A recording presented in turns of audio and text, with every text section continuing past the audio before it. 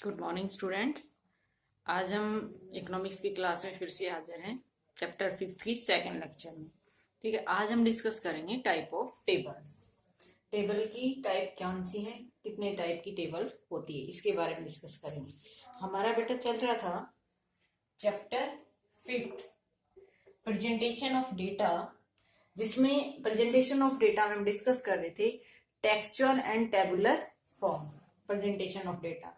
तो type of table यानी कि टेबल कितने टाइप्स की होता है, पिछले लेक्चर में हमने डिस्कस कर लिया था कि एक अच्छी टेबल में क्या क्या क्वालिटी होनी चाहिए, क्या क्या फीचर्स होनी चाहिए। आज हम डिस्कस करते हैं कितने टाइप की टेबल होती है। ठीक है, टेबल को हमने 3 टाइप्स में डिवाइड किया है, according to purpose, according to originality and according to construction. यानी कि पर्पज के हिसाब से भी टेबल की टाइप है, फिर ओरिजिनलिटी के हिसाब से टेबल्स की टाइप है, फिर कंस्ट्रक्शन के हिसाब से टेबल्स की टाइप है। तो फर्स्ट जो है अकॉर्डिंग टू पर्पज, पर्पज के हिसाब से 2 टाइप की टेबल होती है, जनरल पर्पज टेबल और स्पेशल पर्पज टेबल। अब जनरल पर्पज टेबल क्या होती है, देखो बेटा, जनरल पर्पज टेबल जो होती है इनकी वो टेबल जिसको हम रेफरेंस टेबल भी कहते हैं। जनरल पर्पज टेबल को हम रेफरेंस टेबल भी बोलते हैं। General purpose table is that table which is of general use. General table, general purpose table का मतलब होता है, general purpose table is that table which is of general use, जिसका कि जनरल यूज होता है, यानी कि किसी भी पर्पज के लिए जनरली जो टेबल बनाई जाती है उसको हम बोलते हैं जनरल पर्पज टेबल, जिसका दूसरा नाम है रेफरेंस टेबल। फिर है special purpose. Special purpose table कौन सी होती है? स्पेशल पर्पज टेबल वो टेबल होती है जो किसी स्पेसिफिक पर्पज के लिए, जैसे इस टेबल को बनाने से पहले हमारे माइंड में कोई स्पेसिफिक पर्पज होता है, कोई उद्देश्य होता है बनाने का, और उसके लिए वो टेबल बनाई जाती है, तो उसको बोलते हैं हम स्पेशल पर्पज टेबल। तो इसको स्पेशल पर्पज टेबल को बोला जाता है समरी टेबल। यानी कि जब समरी टेबल पूछा जाए तो स्पेशल पर्पज टेबल को ही एक्सप्लेन करना है, और जब जनरल पर्पज टेबल पूछा जाए तो रेफरेंस टेबल को, रेफरेंस टेबल के बारे में पूछा जाए तो जनरल पर्पज टेबल को एक्सप्लेन करना है। ये किसके हिसाब से थी? अकॉर्डिंग टू पर्पज, इनकी जिसके बनाने का पर्पज जिस टाइप का होगा वो उसी टाइप की टेबल है। जिसके बनाने का पर्पज जनरल है वो जनरल पर्पज टेबल है, और जिसके बनाने का पर्पज पहले से ही माइंड में कोई स्पेशल फिक्स है तो उसको स्पेसिफिक पर्पज टेबल बोलते हैं।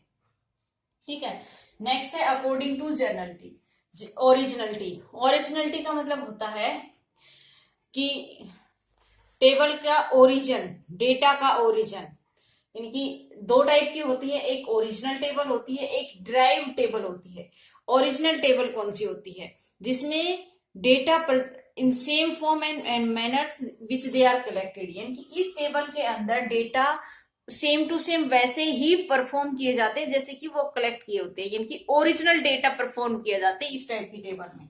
जब डेटा ओरिजिनल फॉर्म में जिस टाइप में कलेक्ट किया गया उसी फॉर्म में शो किया जाता है तो उसको बोलते हैं हम ओरिजिनल टेबल। ड्राइव टेबल, यानी कि जब डेटा को चेंज कर दिया जाता है परसेंटेज में या रेशियो में और तब टेबल में रिप्रेजेंट किया जाता है तो उसको बोलते हैं ड्राइव टेबल। इनकी जब डेटा एज इट इज वैसा का वैसा नहीं टेबल में शो किया जाता बल्कि उसका रेशियो या परसेंटेज निकाल करके हम उसमें शो करते हैं तो उसको बोलते हैं ड्राइव टेबल। ठीक है, फिर है अकॉर्डिंग टू कंस्ट्रक्शन। कंस्ट्रक्शन के हिसाब से हमारे पास 2 टेबल होती हैं, एक होती है सिंपल वन वे टेबल, दूसरी है कॉम्प्लेक्स टेबल। देखो अब हम इन पॉइंट्स को डिस्कस करेंगे एक्सप्लेन से।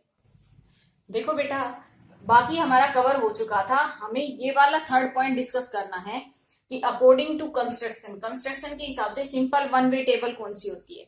सिंपल वन वे टेबल वो होती है जिसमें क्या होता है कि which shows only one characteristics of data, जिसमें डेटा की सिर्फ एक कैरेक्टरिस्टिक को शो किया जाता है। जिस टेबल में सिर्फ एक सिंगल कैरेक्टरिस्टिक को शो किया जाए उसको बोलते हैं सिंपल, यानी कि वन वे टेबल।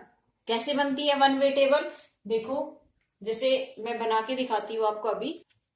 देखो, वन वे टेबल ऐसी टेबल होती है, जैसे टेबल बनानी सिखाई थी तो आपको बताया था कि टेबल में सबसे पहले टेबल का नेम होता है, फिर उसका टाइटल होता है, फिर उसके यानी जो कैप्टन कॉलम हेडिंग्स दिए होते हैं, रो हेडिंग्स दिए होते हैं, तो ये रो हेडिंग्स है, ये कॉलम हेडिंग है। ठीक है, तो अब यहाँ पर जो एक ही बता रखा है कि किस क्लास में कितने बच्चे हैं, सिंगल कैरेक्टरिस्टिक्स को शो किया गया है। तो इस टाइप की जो टेबल होती है वो सिंपल और वन वे टेबल होती है, सिंपल और वन वे टेबल होती है। तो सेकंड है हमारा कॉम्प्लेक्स टेबल। कॉम्प्लेक्स टेबल जो होती है थ्री टाइप की होती है, डबल और टू वे टेबल, या फिर ट्रिपल और टेबल, या फिर मैनीफोल्ड टेबल।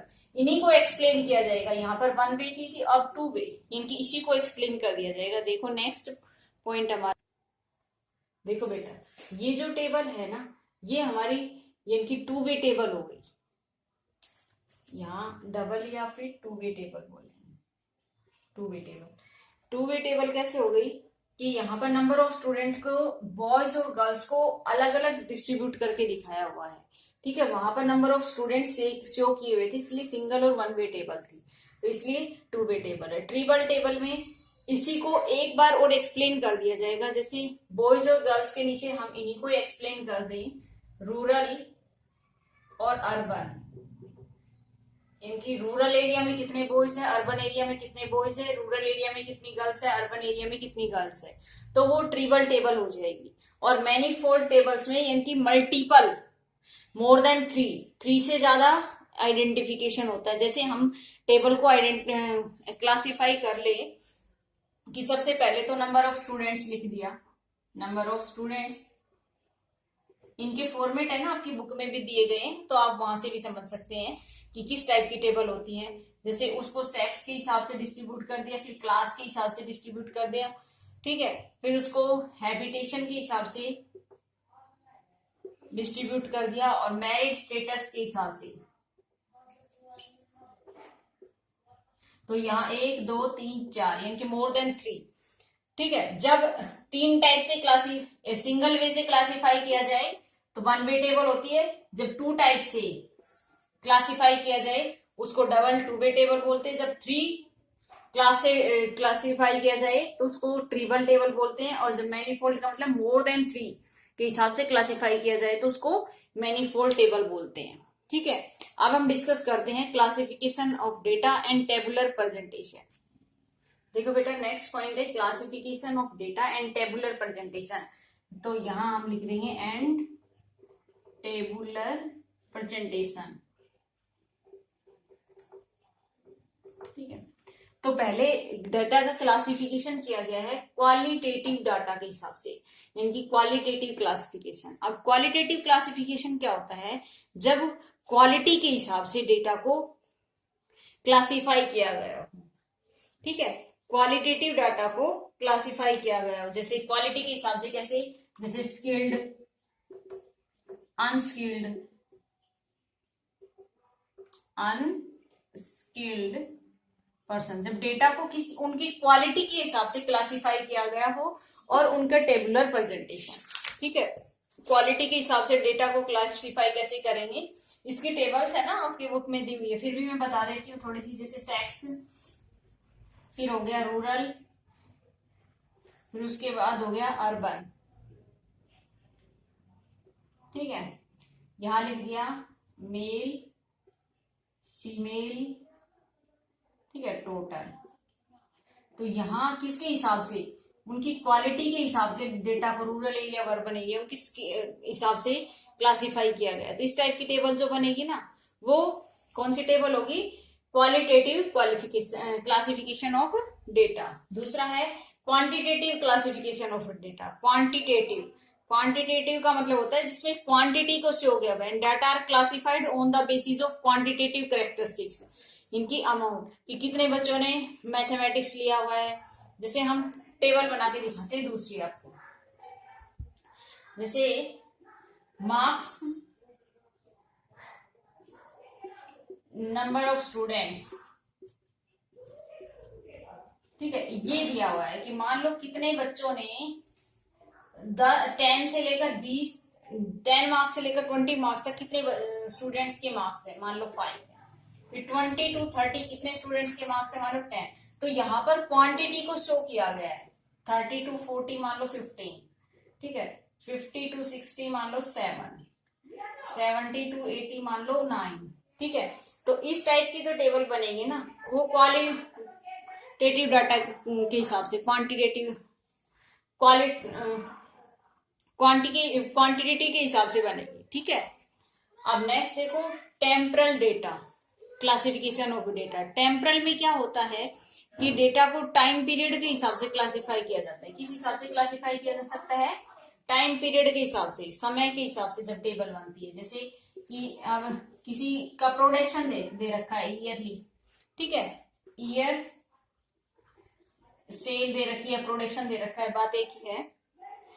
यहाँ यूनिट्स लिख देती हूँ, यूनिट्स में दे रखा है। तो ईयर मान लो 2009 में, फिर 2010, 2011, 2012, 2030। तो ये जो प्रोडक्शन दे रखा है ना, 40 यूनिट्स, 90 यूनिट्स, 100 यूनिट्स, 200, 300। तो ये जो दे रखा है, ये किस टाइप से क्लासिफिकेशन किया गया डेटा को? टाइम पीरियड के हिसाब से, ठीक है। तो इस टाइप की क्लासिफिकेशन और टेबुलर प्रेजेंटेशन, ठीक है। लास्ट जो है वो स्पैटिकल, ठीक है। स्पैटिकल प्रेजेंटेशन क्या होता है? जिसमें डाटा को लोकेशन के हिसाब से, प्लेस या फिर लोकेशन के हिसाब से शो हुआ हो। लोकेशन के हिसाब से, जैसे मान लो किसी का प्रोडक्शन दे रखा है अदर कंट्री में किसी प्रोडक्ट का, तो यहां लिख दी कंट्री और यहां हमने लिख दिया प्रोडक्शन। मान लो व्हीट प्रोडक्शन दे रखा है या फिर किसी चीज का प्रोडक्शन दे रखा है, तो यहाँ इंडिया में कितना होता है, यूएसए में कितना होता है, ठीक है। और यूएसए के बाद जापान में किसी भी कंट्री का नेम लिख दो और फिर यहाँ डेटा लिख दो। तो ये हो गया लोकेशन और प्लेस के हिसाब से डेटा का क्लासिफिकेशन, ठीक है। इसको बोलते हैं स्पेक्चुअल classification of data. Next and last concept बचता है हमारा merits of tabular presentation. Tabular presentation की मेरिट्स क्या है? देखो बेटा, मेरिट्स क्या है? मेरिट्स मतलब फायदे। तो टेबुलर प्रेजेंटेशन से हमारा data simple and brief presentation होती है।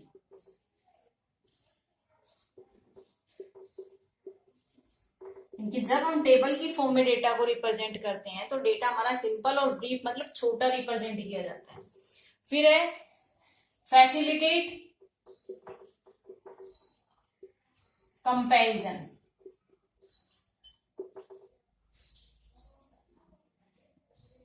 यानी कि टेबल में जब डेटा को रिप्रेजेंट कर देते हैं तो उनका कंपैरिजन करना आसान हो जाता है। हम डिफरेंट टेबल को डिफरेंट टेबल से कंपेयर कर सकते हैं। फिर थर्ड है easy analyse.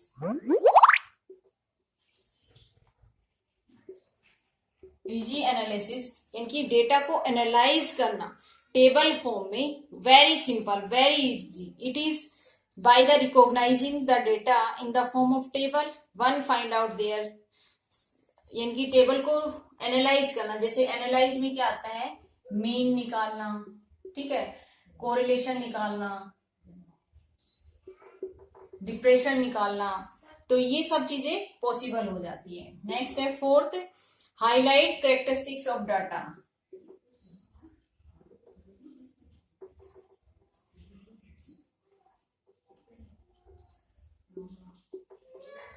Of data, data की कैरेक्टरिस्टिक्स को भी हाईलाइट करता है। Tabulation highlights characteristics of data, और हाईलाइट करने की वजह से वो डेटा को अंडरस्टैंड करना इजी हो जाता है। लास्ट है हमारा इकोनॉमिकल। इकोनॉमिकल का मतलब होता है कि डेटा जो है टेबुलर प्रेजेंटेशन में डाटा इकोनॉमिकल मोड में होता है। ये टाइम बचाता है, हमारा स्पेस बचाता है, ठीक है। जब हम स्पेस भी बचाता है और टाइम भी बचाता है। तो ये थे बेटा हमारा जो 5th चैप्टर था इसके जब अब कुछ प्रैक्टिकल क्वेश्चन बचे हैं वो हम लाइव क्लास में डिस्कस करेंगे। ओके बाय स्टूडेंट्स, आज के में इतना ही।